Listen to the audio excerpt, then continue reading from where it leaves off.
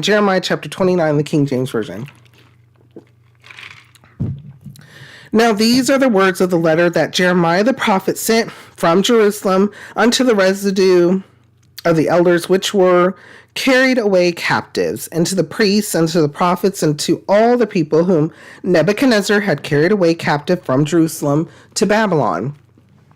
After that, Jeconiah the king, and the queen, and the eunuchs, the princes of Judah and Jerusalem, and the carpenters and the smiths were departed from Jerusalem by the hand of Elisha, the son of Shaphan, and Gemariah, the son of Hilkiah, whom Zedekiah king of Judah sent unto Babylon to Nebuchadnezzar king of Babylon, saying, Thus saith the Lord of hosts, the God of Israel, unto all that are carried away captives, whom I have caused to be carried away from Jerusalem unto Babylon.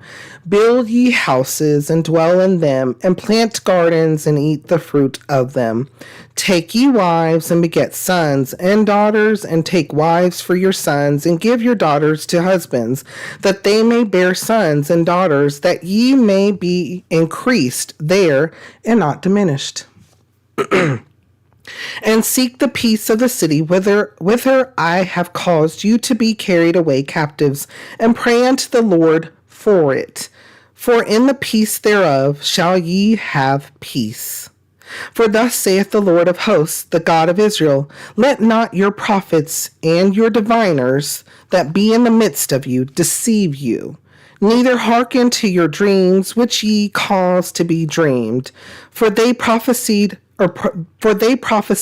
falsely unto you in my name. I have not sent them, saith the Lord.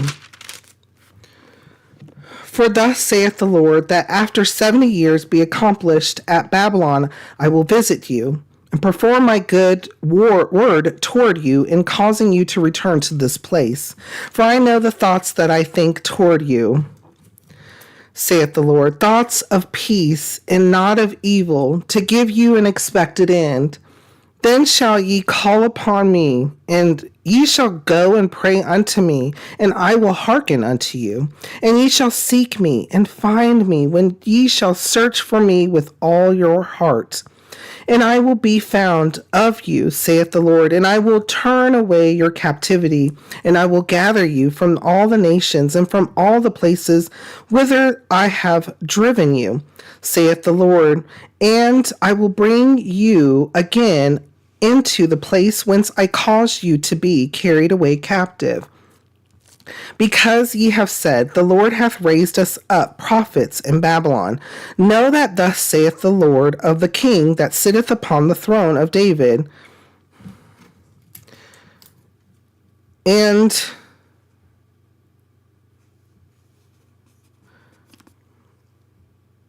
of all the people that dwelleth in the city, and of your brethren that are not gone forth with you into captivity. Thus saith the Lord of hosts, Behold, I will send upon them the sword, the famine, and the pestilence, and will make them like vile figs that cannot be eaten. They are so evil. And I will persecute them with the sword, with the famine, and with the pestilence, and will deliver them to be removed to all the kingdoms of the earth, to be a curse, and an astonishment, and an hissing, and a reproach among all the nations whither I have driven them. Because they have not hearkened to my word, saith the Lord, which I sent unto them by my servants, the prophets, rising up early and sending them. But ye would not hear, saith the Lord. Hear ye therefore the word of the Lord, all ye of the captivity whom I have sent from Jerusalem to Babylon. Thus saith the Lord of hosts, the God of Israel, of Ahab the son of Koliah, and of Zedekiah the son of Messiah, which prophesy a lie unto you in my name. Behold, I will deliver them into the hand of Nebuchadnezzar king of Babylon, and he shall slay them before your eyes. And of them shall be taken up a curse by all the captivity of Judah, which are in Babylon, saying, The Lord make thee like Zedekiah and like Ahab, whom the king of Babylon roasted in the fire. Because they have committed villainy in Israel, and have committed adultery with their neighbors' wives, and have spoken lying words in my name, which I have not commanded them. Even I know, and am a witness, saith the Lord. Thus shalt thou also speak to Shemaiah the Nehelamite, saying, Thus speaketh the Lord of hosts, the God of Israel, saying, Because thou hast sent letters in thy name unto all the people that are at Jerusalem, and to Zephaniah the son of Messiah, the priest, and to all the priests, saying, The Lord hath made thee priests in the stead of Jehoiada the priest, that ye should be officers in the house of the Lord. For every man that is mad and maketh himself a prophet, that thou shouldest put him in prison and in the stocks. Now therefore, why hast thou not reproved Jeremiah of Anathoth, which maketh himself a prophet to you? For therefore he sent unto us in Babylon, saying, This captivity is long. Build ye houses and dwell in them, and plant gardens and eat the fruit of them. And Zephaniah the priest read this letter in the ears of Jeremiah the prophet. Then came the word of the Lord unto Jeremiah, saying, Send to all them of the captivity, saying, Thus saith the Lord concerning Shemaiah the Nehelamite, because that Shemaiah hath prophesied unto you, and I sent him not, and he caused you to trust in a lie. Therefore thus saith the Lord, Behold, I will punish Shemaiah the Nehelamite and his seed. He shall not have a man to dwell among this people, neither shall he behold the good that I will do for my people, saith the Lord, because he hath taught rebellion against the Lord. Amen. Okay, it's a lot here, sermon upon sermon. Okay. So the Lord was telling them that they were going to learn a lesson in humility. And that if they didn't want to listen to, or if they didn't want to learn it, they were in rebellion.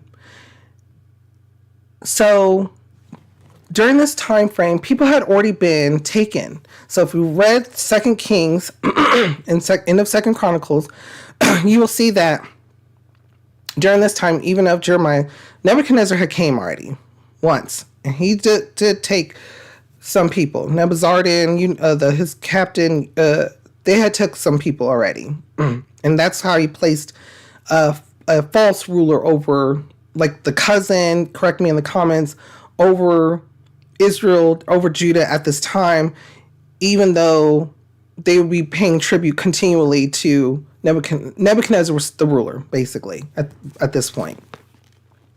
And so, but there were still people in Judah, so they have not been completely exiled, but some had. So there was a letter sent to them to do what? Verse 5 and 6. Build ye houses and dwell in them, and plant gardens and eat the fruit of them. Take ye wives and beget sons and daughters, and take wives for your sons, and give your daughters to husbands, that they may bear sons and daughters, that ye may be increased there and not diminished. Remember, this is a lesson in humility. This isn't, you're done, I've given up hope on you. No. This is, some people want to say time out for Israel. In a way, I could see, depending on the terms, face the wall, you're definitely in timeout. You didn't do too well at school today, and I heard timeout for you. And so, and sometimes, being a sibling, sometimes you want to have some type of disciplinary, you may say something to the parent like, your child did this, get him. A sibling rivalry, right? Okay, so this is also a key detail right here so Israel, Judah, they're not doing the commandment of the Lord. They're not living to the Lord's righteousness at all. They're doing what they want to do. So he's telling them, so those who already in captivity, listen to this. He says, and in verse 7, and seek the peace of the city whither I cause you to be carried away captives, and pray unto the Lord for it. For in the peace thereof shall ye have peace. shall ye have peace. I'm not taking my eye off of you. I'm keeping my eye on you. And you'll be blessed there. You'll be blessed there. But you're going to start to learn when you're not in control, when you're not fully in control, because you're to give the control over to the Lord. The Lord is our guide. The Lord is the good shepherd. The Lord is our shield, right? So that's what he's telling. Jeremiah is telling the people. He's telling that. And he's telling them because there's still people, even there, even in the people who have been taken away, that they're telling them all kinds of things. They're like, oh, we're going to be free. We're going to be rescued. We're not going to be, or doom and gloom. It was one or the other. Doom and gloom. The Lord has forsaken us, or the Lord's bringing us out. So this is what Jeremiah continues in verse 8. For thus saith the Lord of hosts, the God of Israel, let not your prophets and your diviners, whoever those people were, that be in the midst of you deceive you, neither hearken to your dreams which ye caused to be dreamed. For they prophesy falsely unto you. In my name I have not sent them, saith the Lord. Bringing past to present. The Lord never takes his eyes off of us. He's always with us. And sometimes there is a time of humbleness when we have to realize that we're not perfect, that we don't have all the answers.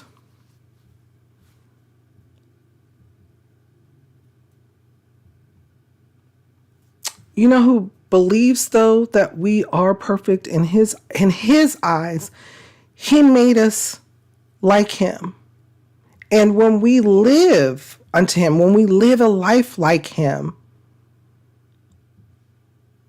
then we are close to him. We too can be holy. But we have to give up that control. And that is one tough thing to do. And so even the people that have already been exiled into Babylon were having these feelings. They were having mixed feelings as to what they were to do there. Now everything's over. What are they? And the Lord said, live and be fruitful, because I'm still with you. But learn from your mistakes. Learn from what was going on. Seek me, and I will return you.